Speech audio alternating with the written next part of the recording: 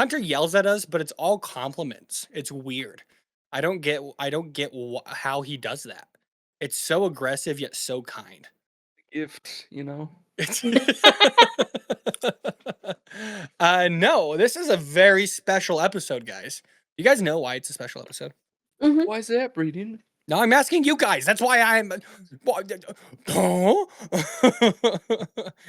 Guys, what is it? What is tomorrow? Friday. Tomorrow. No, tomorrow, as of the day the recording comes out. Let's You know, time 'cause we travel a record little this- bit. Yeah, today's the 22nd of July. Definitely. Mm. What is tomorrow? Our anniversary. It is 3 years of Beyond the Tavern Wall, everyone. 3 whole fetching years. All right. That's So, with it being 3 years, we figured, let's do something special. Let's do something that we all love to talk about. We've talked about a lot. I think we visited this at one point, but we are all so much more knowledgeable and experienced and beautiful than we were back then. Specifically, that one goes for me. I have a fish on my hat, which just automatically qualifies me as more beautiful than I was back then. Still not a lot, but we're up there. But we're going to be talking about world building. And why are we talking about world building? Because we can. All right. And before we get into that, I want to again shout out our socials. You can go follow us on Instagram and TikTok at Beyond the Tavern Wall. And we'd love to see you there. So, world building. I talked a little bit about this in my solo episode 2 episodes ago. World building is my favorite aspect of Dungeons and Dragons. It's one of the reasons that I love being a DM. I can't stop when it comes to ideas for I'm over here. I have 3 ideas for a world, and then it's like, oh, but what if I made a world about this? And then I stop what I'm doing on all the other worlds and work on this world that probably won't ever see the light of day in a campaign. World building. Okay. Do you guys like world building? hurts my brain. Can't do it. You're not gonna like, the special thing I bring up at the end of the Ooh. episode, which you guys, audience, are gonna have to stay till the end to know what it is. So, what are you guys? So, for those who do, or for Sam, for who doesn't, what is it about world building for Sam you don't like, but for everyone else that you do like? I'm just really bad at keeping track of every little thing that you need. Like, I'm not going to remember the names of most NPCs. I struggle to remember my own name on a good day. Mm-hmm. But we're talking about world building, not specifically the NPCs or running a campaign. They live in talking the about world, the- don't they? Yeah, but you want me to be honest? I don't come up with NPC campaign. I have fantasy name generator pulled up half the time. You Well, only need to remember a few. I don't think generating the name is going to help me remember. That's my point is that you don't need to remember a bunch of names. All you need to know is that you need to have a goblin named Boblin and you're fine. I'm going to agree to disagree with you on this one. This is true. Mm-hmm. And then there will be no other important NPCs, and they will never go back to a single NPC. Ever again. Mm-hmm. I Yeah, think what- one of yeah. the most alluring parts of it for me is being able to create a world that I can really get immersed in, something Mm. that is essentially my own that I get to share with other people and we get to build on together. Something that I can go and just pour love and a lot of effort into. Parts of it probably aren't going to get explored or it's just not going to go how I think it is, but that's part of being a DM. But it's something that I love to share with people Mm-hmm. and want them to be able to experience. I think for this, when we talk about world building, we're not talking about obviously when you story wise, if you're writing a book, it's a lot different world building than what it is to writing a world for a campaign. Mhm. So we're specifically talking about D&D, but also just in general, we'll talk about world building for a story or whatever, the general gist of it all. So. Mhm.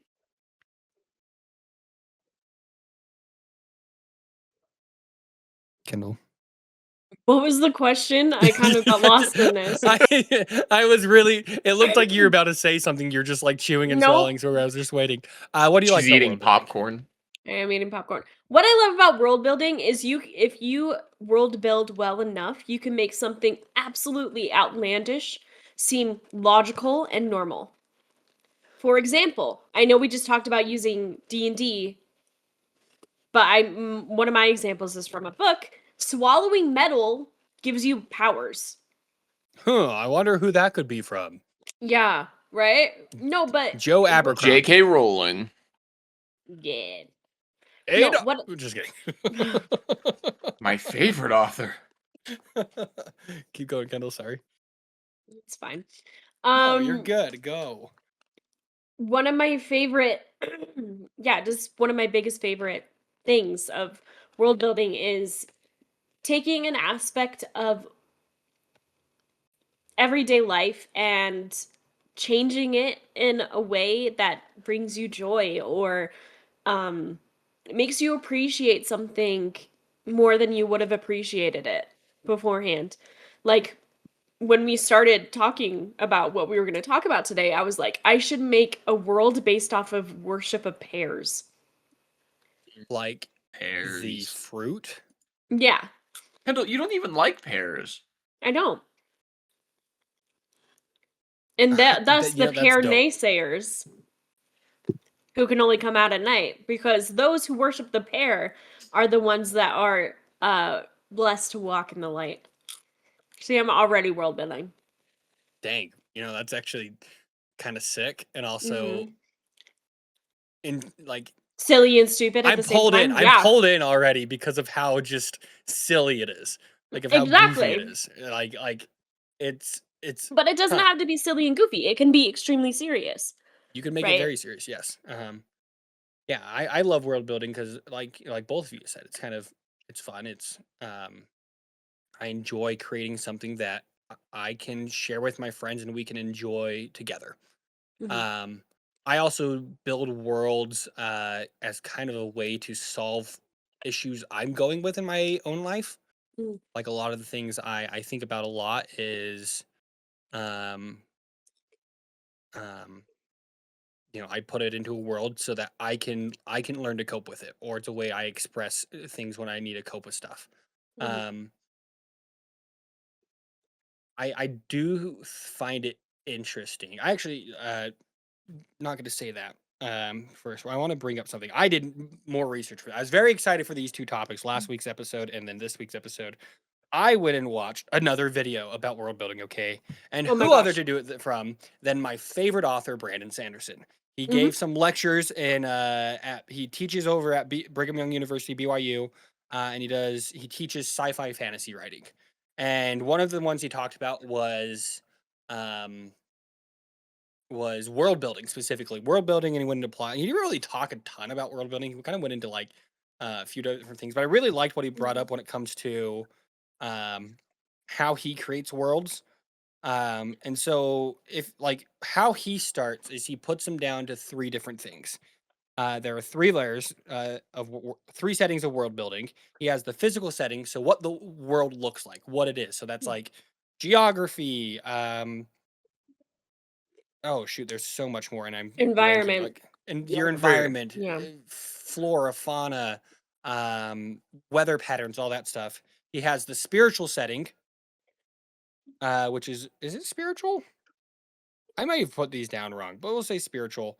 I feel like I put these down wrong, but that's fine. I'm gonna go with what I wrote down anyway, which is like your cultural things. What impact have humans made on the planet? Or your world, and then your magic setting. Brandon Sanderson is known for these insane magic systems. The Swallowing Metal is Mistborn. For those who didn't Mhm. know, fantastic book by Brandon Sanderson. He does one about glowing rocks, paint. Mm. What are some other ones? He had another one that's just a basic like magic system. Well, not basic, but a very He had it's not as unique. Aeon Door and what is um it? Elantris. he Mhm. he had one I read recently called The Frugal Wizard's Guide to Surviving Medieval England. Mhm. And that Mhm. one, when I read that, I was like, "Oh, this is going to be like a Merlin type." Just being like, "Oh, this is how you survive." But it was actually about being able to purchase your own um what's it called? Pony. No, like your own. You could purchase your own alternate reality as a vacation home, and it could be like a Okay. vacation world that you could like mess around with, which is insane and awesome. The magic system in Tress of the Emerald Sea is all about spores and spore oceans. That's a really good one. I think you'd really like that one, Kendall. But I've been he recommended talks it. about that, and like that's how he starts to world build. I think he brings up another point in this, which I think is very important, and it goes into our topic, our first one. He calls it world builder's disease. Mm. Have you watched the lectures, Kendall? Yeah, I'm not done Yeah. with them yet Yeah. because I have this really weird thing where I avoid things I'm passionate about. Mm-hmm. Well, Should listen, probably they're talk to really a therapist about that, but yeah. good. He talks about world builder disease being one of the biggest things that stops people from writing, and in this sense, we can say stops people from starting your campaign or starting to write your campaign. World builder Mhm. disease is when someone gets so caught up in needing to have everything in your world perfect that they don't just sit down and write. Mhm. Which goes into our first question: is how much world building is actually necessary before you start creating a campaign?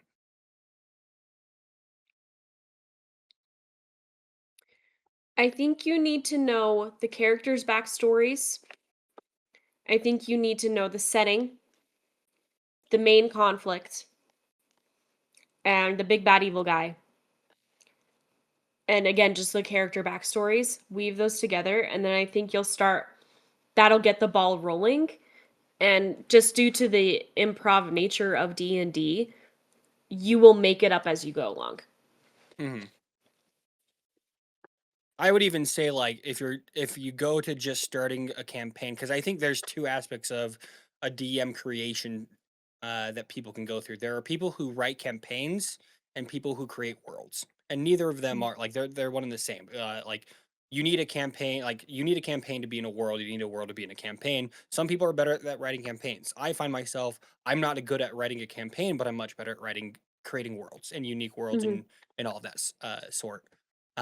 I don't think you need player backstories right away. I think player backstories are a help to create the world, but I don't think they're necessary to start a campaign. So I other than that, I agree with everything else. You know, like I didn't Mhm. need your guys' backstory. Like we already had a general gist of the backstory for the home campaign. Not I general gist of Mm. the campaign. I knew what was going to happen, and then I incorporate your guys' backstories into what I've already written down. So like nothing like Mhm. that's just personally how it's a personal preference when it comes down to the end. How you want Yeah, to do that. I think I've never Mhm. campaigned a long campaign, just one Mhm. shots. I've never campaigned a long campaign. I've never DM'd a long No, campaign. I was right. I wasn't gonna say anything. Yeah, I've never done that, but I think for me, I would want it to be as collaborative as possible. So I think I would come up with the setting, the big bad evil guy, and the main conflict, and then I would let character backstories influence the rest. I Yes, don't think yes, I that's would what it dive is. in Mhm. and then be like, okay, what's happening with you guys? I think that's for me, that's important. I guess we're saying the same thing in that sense. Like for me, I'm saying like you have to have your campaign and all that stuff, and then you incorporate the backstories into it, which is like I think we're saying the same thing in the end. Like the backstory is important for no matter what. It's just where does it come in the process. Um, I'm saying right at the beginning, like step 2. mhm. Well, you're wrong. My opinion. I have a fish on my hat, so Okay, yes, you do have a fish on your hat. it was just a statement. I really want to point people towards the fish that's been on my hat probably for the past My 10 hair is episodes. Okay. blonde. Ah, shoot, it is. I've always We're thought it all was. saying I things thought it today. was green. Mm. Gosh, Stranger Things. I've seen Stranger. That um, stupid clip makes me. I can never watch that stupid clip the same now. no. um, I think you bring up a good point though, of just like due to the nature of improv, of D&D being improv. Like, I don't think when you are creating a world, you should not have every single city built out. Oh yeah, well. you shouldn't have every single nitty-gritty detail because that goes into the world building disease of just like if you start doing too much, you start doing too much. Like and you're never going to start. In how I do it when it comes to campaigns is I will build the city you are in this area around it, and then everything else is kind of fog of war. I'll have like general like ideas for things. Or like, oh, what about this city? Well, this is this city coming in. Or oh, what is the government of the how's the kingdom run? Okay, well the king is King Sandboy. Like you do the bare minimum or the general of Yeah. everything, but you get the details of what's around you because it's a pain to create a world and to create a consistent and congruent campaign. Okay. Oh, can I I speak? don't have to call on you. This is a discussion. I'm Okay. not the teacher. We're just And talking. it's not fun for the DM. I think we always neglect the DM in terms of them having fun as well, Thank right? you. Sorry, I didn't mean to. I've been advocating for this for years. Go back No, and listen. this is just the first time I've ever heard you say it and ever fully recognized it. So therefore, it's the first time you've said it. Okay. I think we need to make him suffer more. What? Huh? He said we need to make him suffer more. Gotcha. No, but what I mean from that, going back to the Brandon Sanderson creative writing lectures, which they are free on YouTube, I highly recommend to watch them. Don't be like me and avoid things you're passionate about. Literally just Brandon. Again, I Sanderson need is to the talk to YouTube a channel. therapist about that. But sorry, he has this thing, he discusses how it's sort of in the same vein of the world builder's disease, where you need to find out what kind of a writer you are. But to tie this into D&D, because I know I talk about so many things other than D&D on this D&D podcast. It's my talent. But to tie it into D&D, when you are world building your world for D&D, you need to figure out what kind of world builder you are. Are you one that makes everything up on the fly? Or are you one that plans everything, right? But it's a spectrum, right? So this side is making it up on the fly. Over here, it is complete planning everything down to the details of peasants we're never even going to encounter and what happened to them in third grade, right? Now, you need to find out what gives you the most joy in that and what is feasible and what is actually going to give you results. Like, if you are a huge planner, you need to make sure that that isn't going to keep you from actually running a campaign. So you need to find ways to help yourself get out of that loop, right? And ways you could do that is compartmentalize, like Brayden just said, right? For example, I'm a big biome girly, right? So if I'm making a map, and let's say I have my characters start in a city, I can say, "Oh, I want to world build a swamp empire. I'm going to put swamp on this big chunk of the map." The name of And the that will empire is be Swampire. exactly. Fire. And I will save that. I will save that world building for later as a treat to myself as we are sorry, I got distracted. As my players approach that area, right? It's kind of like in games where you unlock the different biomes. You know those games where it's like, what's that game we just played, Sam? Minecraft Dungeons. Minecraft is a bit. It's the But dungeon version, so you're fine. no, but Minecraft Dungeons is like you need to go through the plains first, and then you can get to the swamp or to the nether, Based. right? That's what I'm talking about. But then, I'm almost done, I promise. On the other end of the spectrum, if you are a big improv person and you're like talking with your characters as the DM or as an NPC, and you say, "Oh, you mean the Apple Brigade?" And then you don't know what that is, but you make it up on the fly in improv with your characters, congrats. That's for you, right? I But think you there need to are find what works for you specifically, what brings you joy, because if you are not having fun with your world building, you're going to get burnt out and you're going to quit. I am definitely more on the side of improv.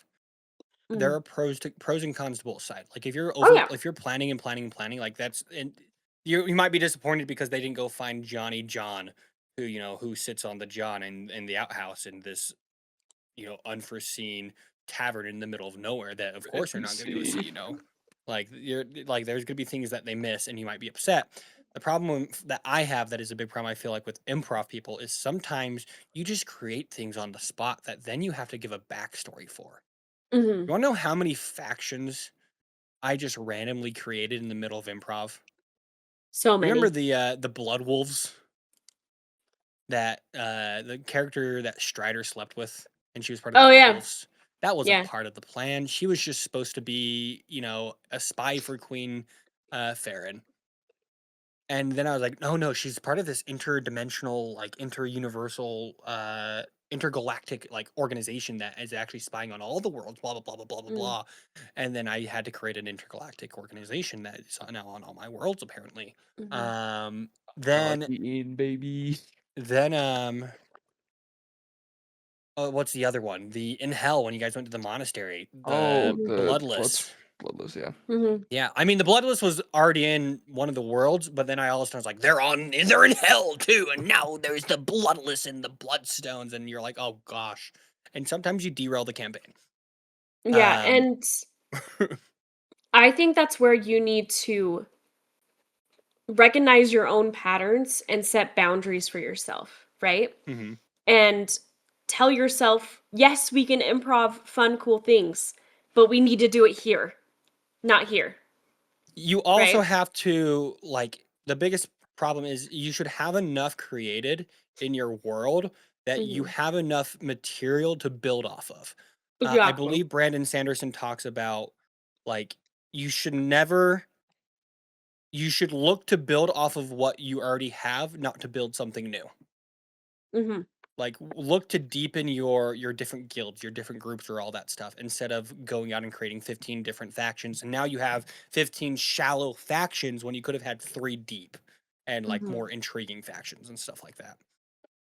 Um, my example, I've been on both sides a little bit at the same time. I'm more of an improv, but my other example of being on the flip side of planning everything is I have a Western world, and I com- just that I have the way you harvest a specific unique crop to the world. Sweet. And then I also have the specific way for ranching, husbandry for 2 unique animals in my world. And Sweet. those are, if let me look, let me do a little copy Like little 3 this. pages. It is 3 pages. Jeez. It is where is how do I see what is specifically in this section that's stupid. Yeah, so it's oh, that's dumb. Goes from page 2 to page 5. So it's 3 pages of just 3 animals. So 2 animals and a plant. Um, one of them talks about specifically, oh, how do they herd these giant boar bison hybrids? They Mm. prance around or whatever.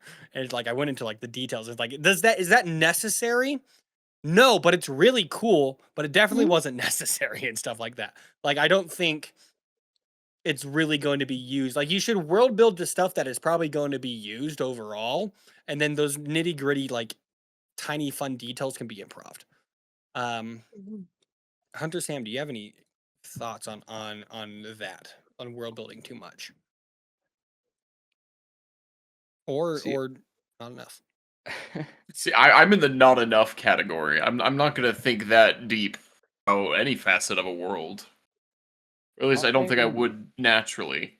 I might surprise myself. I might be wrong. Like if I really sit down and get to it, I could come up with something. But I could see that you're that kind of person where I feel like you would just come up with a bunch of random insane things that like flow really well. I work really well in the moment, like what's going on Mm-hmm. right now. Mm-hmm. I can't design something that large to be Yeah. used in advance. I'm not that Mm-hmm. kind of person. Yeah. personally have suffered from, oh, I need to plan every little bit in this world. I need to try to get all this planned out. Every single nitty gritty detail of this place I need to have down, ready to go. and that has overwhelmed me to the point where like I stop for long periods of time with actually creating my world and creating my campaign because I'm like, wow, this is a lot. I need this all to Mhm. connect though and be fleshed out. Is too much. I need a break. Mhm. And I'm trying to be better about it. Because I do really want to run a campaign and get better at DMing, but I need to give myself the grace of you don't need to have everything figured out when you start. It's the world building disease. Yeah. Brandon Sanderson is always like, oh, I need to. You get into this rut of like, oh, I'm going to figure out the food and how food is prepped. Oh, but because of that, I need to figure out the culture of how things are cooked. Oh, but because of that, now I need to know what kind of clothes the people wear. Oh, because of that, I need to know how they harvest, like what kind of clothes they wear. Where do they get the materials from? Okay, now I need to figure out the husbandry and the farming of specific things. Oh, but now I need to figure out the culture of the farmers. And like you go down this just huge rabbit hole of, oh, these things. You don't need to know how the farmers got, how the farmers harvest the plant to get the clothes that the chef uses to cook the food. Unless your character has the farmer background. And then I Your could But DM will hate I would you. actually navigate say the work. I know you're saying that as a little bit of a joke. First off, farmer Mm. background trash. Just kidding. But what I'm saying is, but the thing is like if you look at like the line connecting line charts or whatever, you have like, oh, you have food into clothes, into culture of people, into chef, into material clothes down.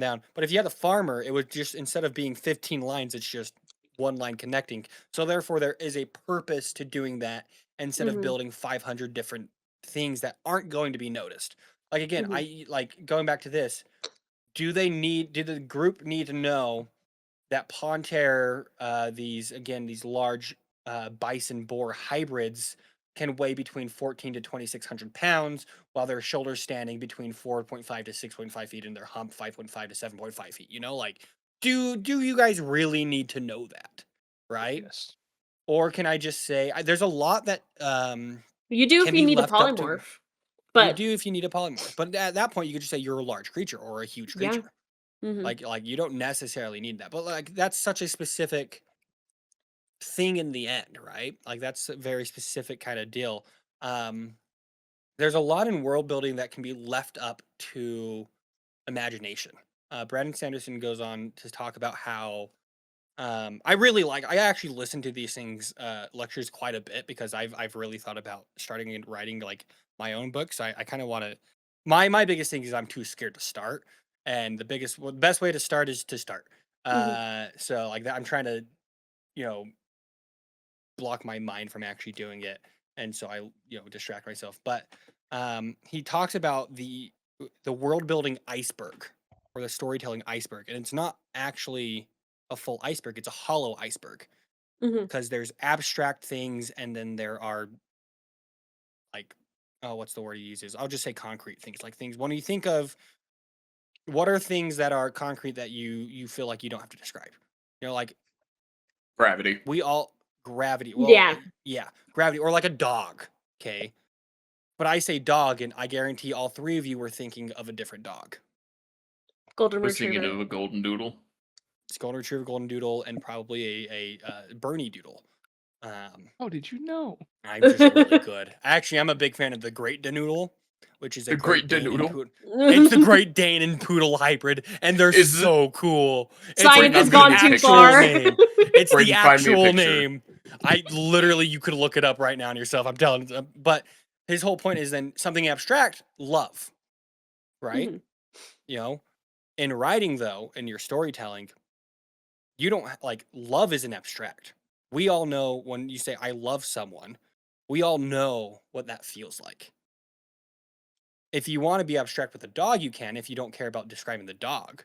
But if I'm specifically like if I say dog and the dog is important, but I don't describe what the dog is, we've all just pictured three different things, right? So you'd have to describe there's a poodle that he says there's a poodle in an alley that is wet. And now you've taken this now abstract concept in writing of a dog and put it concrete so that people Mhm. can understand. And that and going into world building, like there are times to be specific, but there are also times where if you do too much, like you take away the ability for your group to imagine. And Mhm. D&D is a game of imagination. We talked about a while. I think Sam and I have talked, like, whether it's in a Discord call or not, but the big anomalies in my world.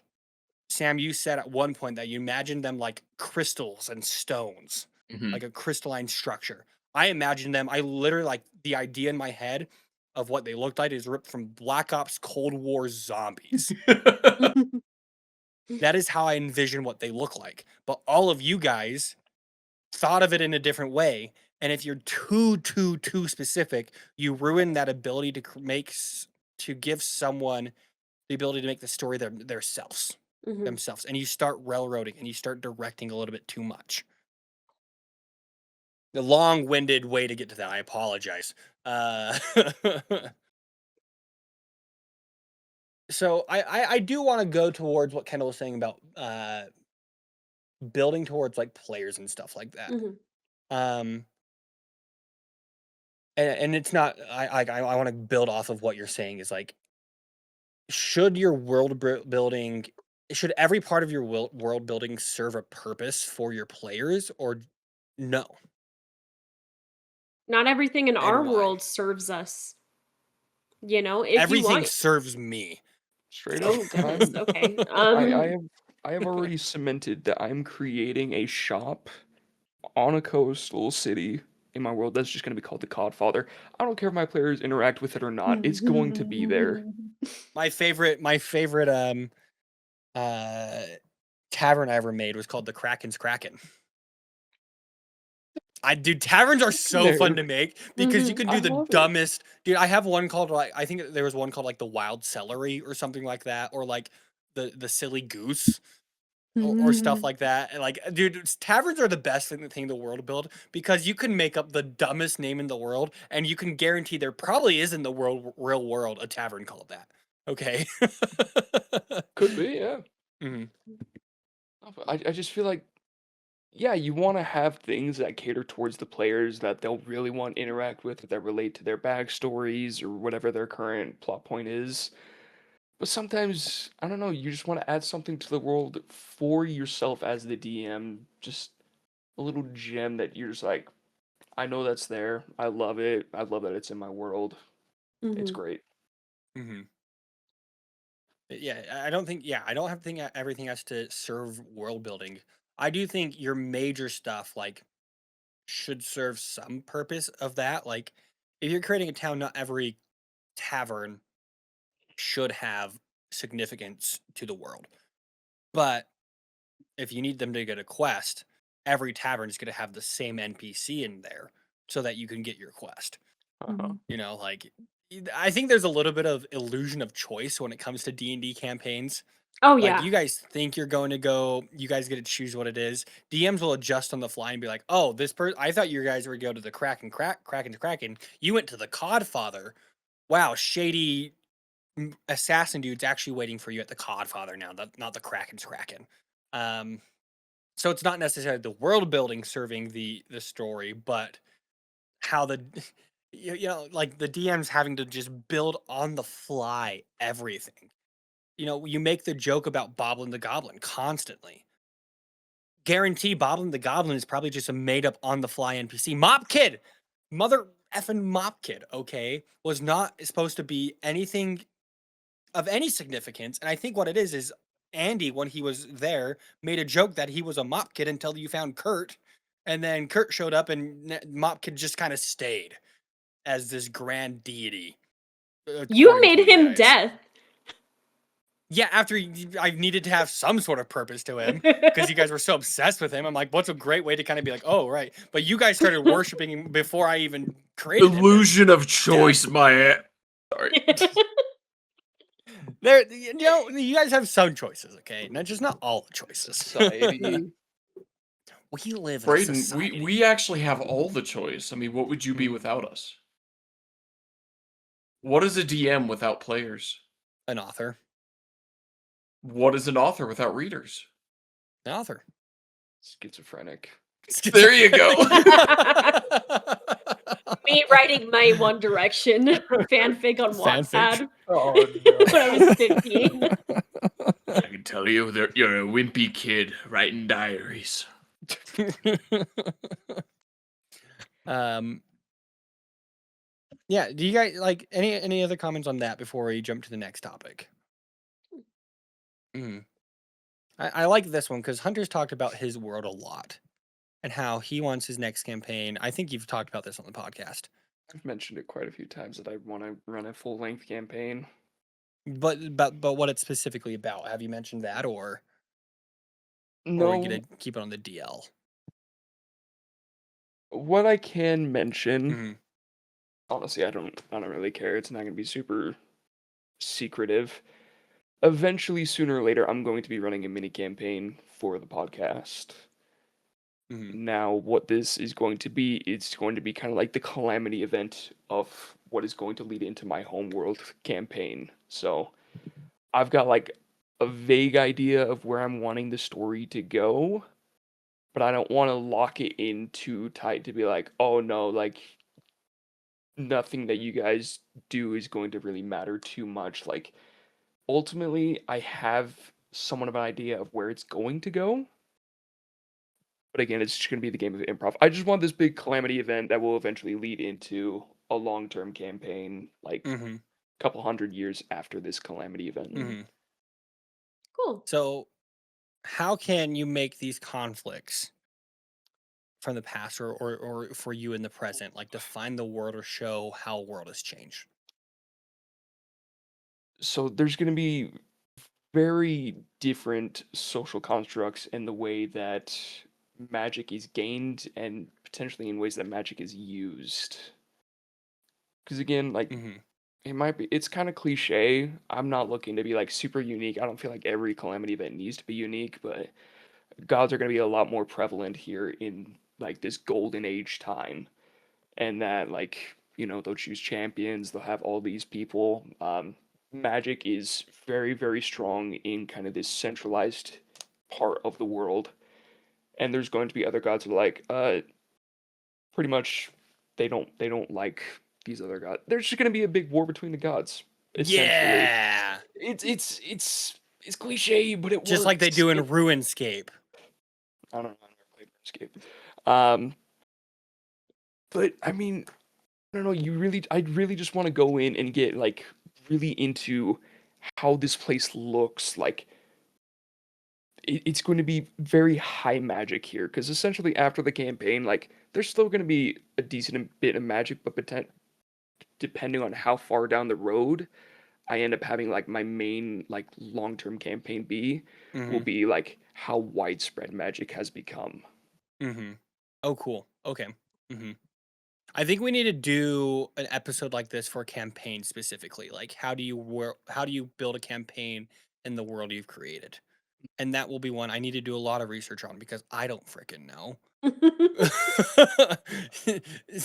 I don't know what I'm doing half the What's time. It's broken with the great. world? How will they fix it? How will they get there? Okay, here Oh, there's gonna be a does lot it of have broken to be? stuff. This is actually another question. Does your world have to be broken? No, it could be, oh, Hmm. I got an F on this paper. That's what's wrong with the world right Okay, now. you're That's what not causes the talking specifically. calamity. No. I got an F on my No, I mean that transmutation in the test. broadest No. of ways. Sounds Yes. like a Yes. Doofenshmirtz backstory almost. I got an Yeah. F on this paper. Gosh, I'm gonna make Doofenshmirtz one of the gods in this calamity. Oh no. Please do. Please do. Oh man, it's gonna be Oh, that would be wild. great. Yeah, oh, gosh, because I have a question about that, but I think that fits more into a campaign about does a world need to be ending in every single campaign? And the answer obviously is no, but we can talk about that later. Yeah, but I'm excited. It's gonna be cool because I really want to especially go in to figure out like how the events of this calamity shape like the world, like in its geography and its culture, all these different things. Like, because this is a massive thing. So like we may have continents shifting around the world after this. Ooh. Ooh. Ooh, spoilers. Pangea, baby. I can't wait to absolutely ruin all of your plans and nothing bad happens. Welcome to gonna be DMing, wild. everyone. It's gonna be wild. Nothing you plan will ever work out. Oh, that's Turns out crazy. his calamity campaign turns into a anti-calamity campaign. Mild okay? Level 5, inconvenience and you all A campaign. have mild to, inconvenience. you all have to fight the aspect of Tiamat at level 5? What? Darn, what a shame. What? Good thing I'm a bard. You ever had mythic actions, buddy? My gosh. Oh, the bard definitely has some mythic actions. That's all I have to say. Oh. Okay, hey, hey. Hit He points just you has to get, roll, and has what's to your roll a nat 20. constitution? Not 20 on his constitution check, and we'll find out. Okay, bud. That's gonna be fun. um, when it comes to world building, what are some like other fun things that you can do? Like coming to what are some things you can do to help players see your world physically? Ooh. I'm gonna say a map. I love maps, but at the same Maps time, are they're so hard to great. build. Um, I always say this for writing, but it works here too. The five senses. That's Make so sure good. Yeah. make sure you Yeah. include the five senses wherever you Mm-hmm. can. Say this Mm-hmm. city smells like pine needles. Nah, You there's know, livestock everywhere you go. It just always It's just smells like straight up manure. manure. manure. Yeah. Just slaughterhouses everywhere. The sky here is strange, and so it turns green when the sun is setting. Things What's like that. Oh, I'm listening to a horror anthology podcast Mm. called Old Gods of Appalachia. If you Ooh, haven't that listened to sounds that, interesting. No. first off, Oh, okay, that's gonna be freaky. literally, it's not even. I don't think it's scary. But I think it is some of the coolest world building I have ever seen, and I'm so excited for certain things to happen in certain campaigns. Okay, because of it. Nothing to worry about, everyone. Okay, I'm nothing to worry about. scared. But the world building and how he describes things is so cool. What is the one that I was just like, that is such a good way to put it? I think it was specifically about an NPC, but it was just like the thing that was not her daddy or her dad. The thing that pretended to be her dad, but was not her dad. I was And you're about to just say like, it's her brother. "Ooh, it's her brother." No, like you'd have to listen to really get it. But Genius. just like, oh, it was. You got to go watch it. How he describes the world is so cool because it's based obviously in Appalachia, and all that is really Great cool. place where nothing scary Um, happens. Oh, it's so good. It is so good. Here's another question I have. Sorry, we're kind of going off the map thing. Um, what if you do a campaign on Earth? Hmm. How do you I think you world build can. around that? Ooh, that's where it gets That's interesting. what I'm talking about Hmm. because if you do something based on World War II, you're gonna have a lot of World War II heads who are like super duper historically accurate. This isn't historically accurate. What I've done to kind of say, don't tell me what to do, this is my world, is I just say, one, it's an alternate Earth, and also I change something, like I do, like there was a secret government thing in the past Hmm. to justify why my thing is going on. And that's how I kind of get around it, to just be like, oh, this was actually happening in the past and you just didn't know about it because it was so secret. Is it a big cop out? Absolutely, but it's a great way to just get Yeah. around world building. It's just like, the reason you as a real human living on real Earth don't know, one, it's not real Earth. Two, the government was super secret when to you on real Earth. Okay. But I think world building on Earth is way harder because there is historical accuracy that you do need to hit at the same time. Hmm. Mhm. Anything I feel like that's else? also like Yeah. personally, I feel like that's why I would also struggle to work in, for example, the only one that really comes to mind that I'm thinking of right now is Exandria, Matt Mercer's world that he created for Critical Role. If I were to run like a mini campaign or something in that world, I'd be terrified of the huge lore nerds being like, actually, that's not how Matt designed it. It doesn't work like that. You're back. And then I'll be like, I'm not touching this world ever again. Can I say something about Exandria that might be a hot take? Sure, why not? I think it's a great world. I Mhm. don't think it's an extremely unique world. I think it is I think there are basic D&D worlds, and Kerrigan is the same way. I don't think Kerrigan is unique in any specific way. And that's not bad. I'm not saying it's bad. No, it's not. I also don't think it's like this insane, amazing breakthrough of world building. No, it's a pretty standard like high fantasy world. Like Standard high fantasy Dungeons and Dragons world. he's put a lot of effort into it that's yes. made it feel amazing, and like there's so many details to it, and it's beautiful and really great to hear about. But I mean, it's just a high fantasy world. There's nothing Yeah. groundbreaking Mhm. happening there. And I think in campaign 3 they try to do a little bit more with it to get it kind of that uniqueness, and I think that's where they lost me was it was I just haven't like watched campaign 3 yet, so I don't know. well the very beginning I went to like when episode 1 came out. Daniel bought me a ticket and we went. Me, Daniel, and some friends. We went to the premiere of episode 1 in theaters. What an experience is all I have to say. What an experience. I have seen episode 1, so I know some of the context that happens in But that. like go in and they just explain it, and then all of a sudden, like I felt like the race. I think what he was trying to do is like, oh, this is a whole new culture, so they have different names for things. But like, I believe Arakakra was no longer known as an Arakakra. It was something different, and there were like just different names for things that were kind of already canonized. And this could be me just misremembering, and I've just literally all of the critical role the critters are going to murder us in the comment section. And here's the Mhm. thing, please do let me know what I'm saying wrong. Please just fill our comment section with everything I'm doing wrong, because that definitely hasn't helped us at all.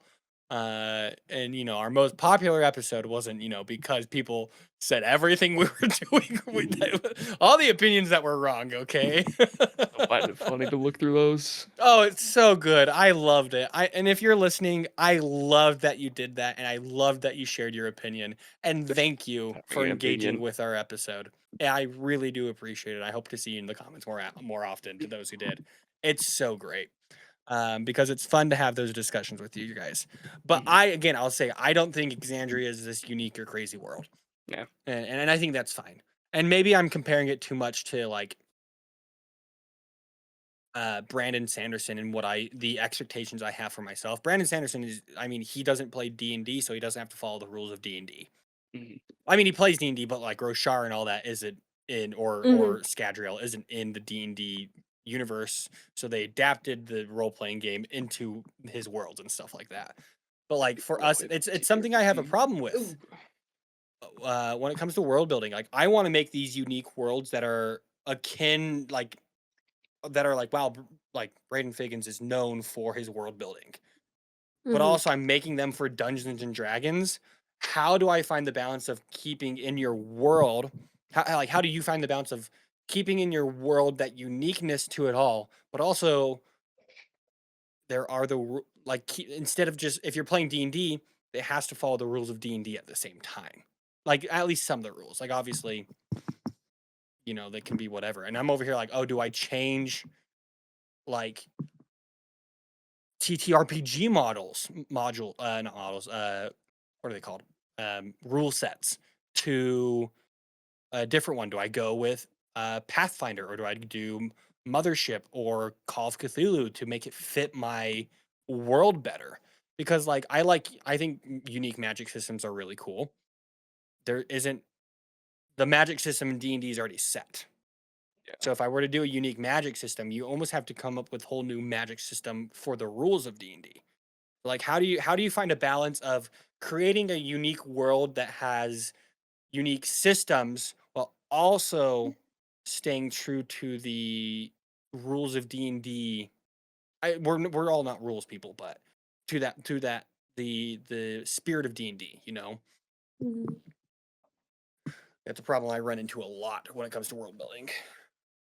which is why I've decided to write books. But do you guys have any thoughts on that? Sam, we're in the moment. Think in the moment. Tell me what I'm doing wrong. Oh, do you want a list? Holy chicken, my guy. asked? I You didn't did ask about ask. that. I asked You're about... opening yourself up to attack, sir. And that takes bravery, so good on you for that. It's called feedback. You don't attack, you give them feedback, You didn't ask for feedback. You said, what am I doing wrong? which is asking for feedback. No, Just without feedback is like, saying is there anything I can do You know to what? You're fired. improve? Answer the question. Go. Well, I've got nothing for you.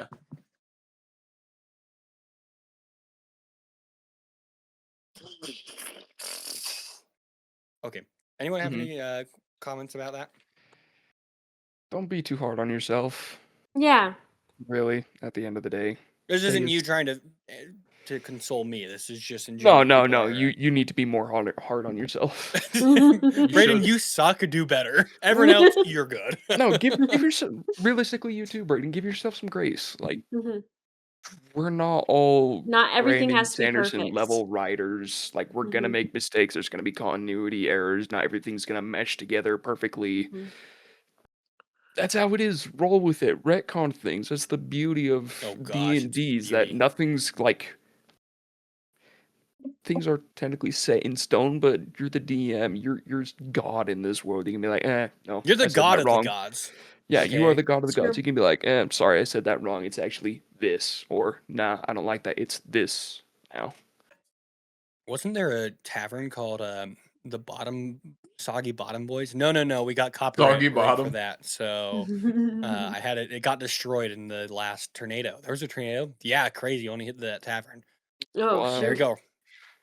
They rebuilt it in 3 days. It's crazy. Now it's called the Rock'em Sock'em.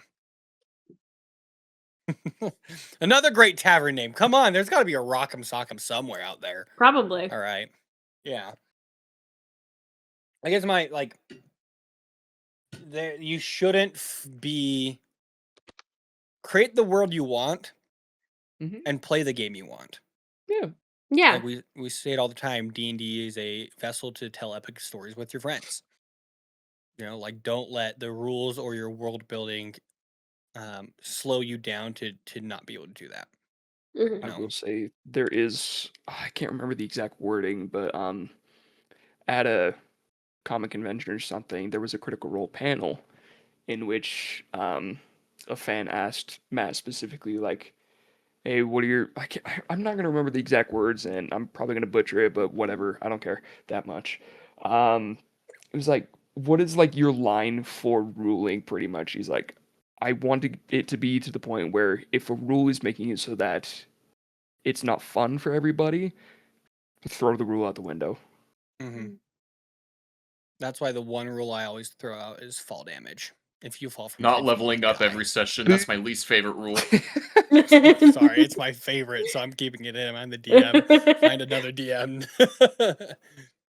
Within reason, I should say, is I believe he does mention that too. Is like it should be within reason. You can't be like, oh, I don't like how I get exhaustion if I stay up for 36 hours straight.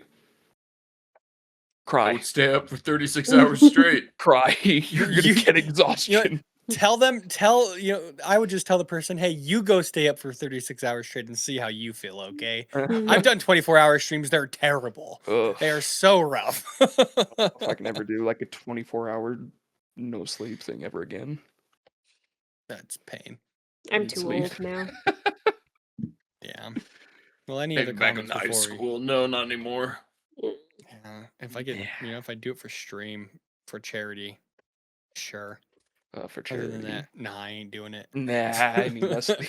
Yeah, we don't need to save the turtles, man. What are the turtles Depends on gonna the do charity. for us? And how much I they live in pay you. Utah. There's no such thing as turtles, okay? They don't exist here. We have a zoo. They're tortoises. There's a difference. What's the difference, Braden? One's the name, obviously. Duh. Thank you guys so much for coming out to the episode. Braden, can I have the side We're quest? just no. It's You gonna know be what the it's last gonna thing. be, don't you? No, I don't. And we're, you know what? I don't even know what we're talking about at this point. Okay, what are Give you me a saying? guess of what my side quest would have been. I thank you guys so much for coming out to the episode. Look at this coward. we appreciate it a ton. You see, Sam, I can't do it. Our supreme leader, Hunter's already written down who the side quest is. I will be yelled at. And I can't have that. You know, like it wakes up my daughter and she's asleep. She could hear it through the one-way receiver. That's how loud he yells. It literally go back through. It's crazy. And I have headphones on. So, Sam, I can't do that for the sake of my child. Thank you guys so much for coming out the episode. We're gonna wrap it up there. If you guys have not already paid your tab, this is where we're gonna ask you to come up to the counter and subscribe to our social medias on TikTok and Instagram. We'd love to have you guys there, Beyond the Tavern Wall. And if you want to drop anything in the suggestion box, you can do it at beyondthetavernwall@gmail.com or send us a message on TikTok and Instagram. And as always, the best way to get the name of the tavern and the name of the podcast out there is by word of mouth. They don't got ads and billboards on the side of the roads in Fantasyland or whatever world we're on. We have to, let's world build something you know what I completely forgot to do, and that I said I would do at the very beginning, and it just kind of reconnected me. The main thing, The big it's our thing. anniversary tomorrow, 3-year anniversary, and we It want to do is. something special. And we're talking about world building, and all of us love world building. Sam loves world building. Say it, Sam. Say you love world building. See, he loves Absolutely it. not. I'm gonna cut out that not part. So it just Could says sue you for absolutely. defamation if you did that. Sure. But in order for us to do this, and I might cut this and put this at the beginning of our outro, we would love to do a little competition between us. All right. This will be a fun episode to celebrate our 3-year anniversary. All 3 of us, 4 of us, I can count. There's 5 of us because Haley again is out. Haley, Sam, Hunter, Kendall, and I. We are going to give each one of us a month. So I believe this episode that we're talking about will come out July 22nd. And then in a month, so either the 19th or the 26th, that episode is going to be a judging episode where we are all going to have a month to create a world. And then we are going to have our 2 friends come together that aren't on the pod normally, Daniel and Riley, and we are going to present our worlds to them. And whoever has the best world, as judged by our unbiased, totally giving them a curriculum to judge by judges. I'm gonna Whoever pay has him the off. best world, sure. Sleeping with both of them. Hold up. You're the other guy. They are going to judge our worlds, and the winner will have bragging rights of the world's best world builder. World's best. The world's best. Oh no. That's what we're gonna do. I don't know if I want to be called that because I'm gonna be called The out. world's best world builder. Share the podcast with someone. We have a side quest, and that side quest is not going to be given by Sam. It's going to be I give given a by bonus Kendall. quest. No. What if I say you- please?